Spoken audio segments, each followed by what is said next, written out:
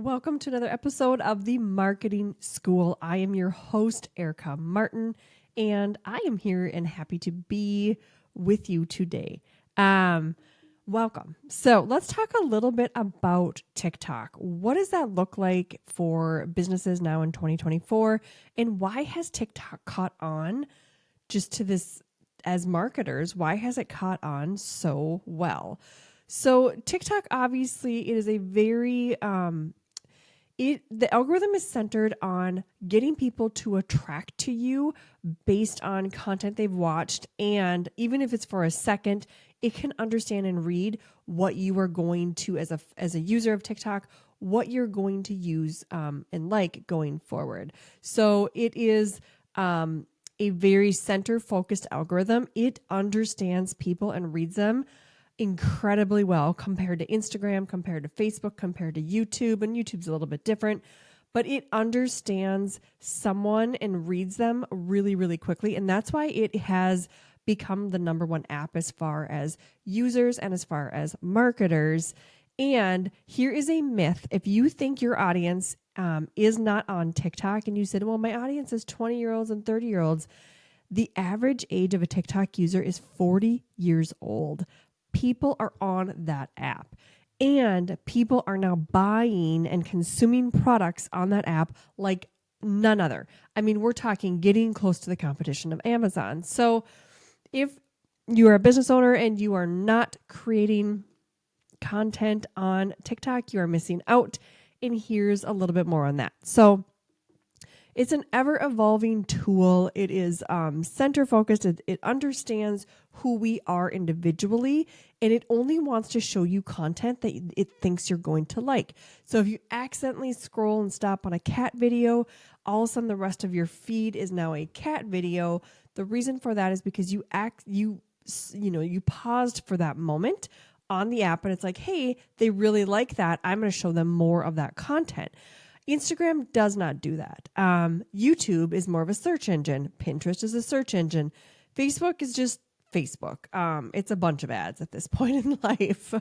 I don't know anyone that is happy with Facebook, but we all need a Facebook page in order to a Facebook business page in order to have just an all around really good presence on social media. So TikTok has transformed the way as marketers that we are actually creating content, because the name of the game is, how can you stand out from others around you? Now, I do this for a living. I help coach people on building their business using social media and how to convert people from social media into their offers or buying their products.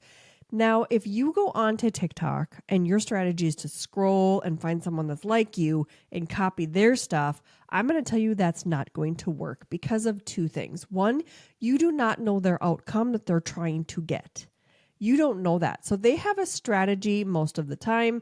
If they're good at this and they're getting a lot of views, they have a strategy, they have it down pat. Now, they have an end goal that they're trying to move their audience towards. That may be different than your end goal. So don't copy them for that reason. And the other reason is, if you go out there and make the exact same content that they are saying, what's going to happen is now you're competition for them, and they already have the big audience. You don't. So instead, consume someone that's your competitor, consume their content, and find something that you can disagree with. So if that person has a big enough account and they're well known, very reputable, in their industry, in their niche, find out a way that you can say, hey, I know people online, or I know, and don't call them out, but I know that in our space, here's what people are telling you. Here's why that is not true, or here's what you need to do instead. Call them out on it. If they're a big enough account where it's like I do this all the time. There's someone in my space who says, oh, this is so easy. Running a business is so easy. And it's just like vomit. It is not easy. And I'm going to tell you why. It's very hard, and you need to work hard at it. So I'm constantly debunking this person, just saying, oh, just do this for 10 minutes a day. And again, I have a marketing strategy like that. But in their world, they're running their business from 30 seconds a week. And that's a bunch of crap. That's not how it works. So poke at them, poke at their content, because that will make you stand out. That will make you different in this space. So TikTok is more than just a dance and video viral challenge app. It is, its algorithm really wants you to be discovered. It wants you to go viral. It wants you to get the views. But here's the problem. The reason that people get stuck at the 200 view jail, if you want to call it that, is because you have not educated TikTok enough in your video to tell them what you do. So if you go on, you just say the 3 tips to creating sourdough bread. Okay, maybe they'll pick up on that, but it's like there's no category on that. There's no like understanding. If you were to take that and go further and talk about, go into like, here are the main ingredients and a recipe for, use keywords for making sourdough bread and say it over and over and over and over in your video, you are going to train TikTok to learn what your video is about. The minute TikTok understands what your video is about, it is then going to match it up with other people that they think are going to react to that content, and boom, your content goes out into the world wider. I have done this so many times and tried this so many times, and I'm getting, 30, 40,000 views on my content. And again, I've implemented a specific framework to get those views, but, it's something you need to practice at it, and you need to have a really good script for it. So, looking at what is some strategies on TikTok to help you be successful. So looking at standing out and resonate with your audience. You got to teach the algorithm, but you also need to teach your audience what problem can you solve for them.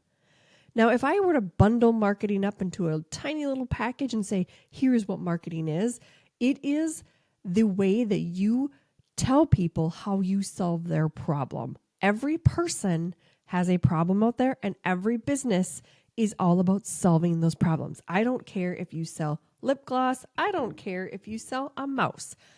Your job as a business owner is to solve a problem for someone. The best way to do that is to talk about their problems. Now use this framework. I'm giving this to you for free. It's usually something inside of my marketing school, which is almost here. It is launching in February. It's so exciting.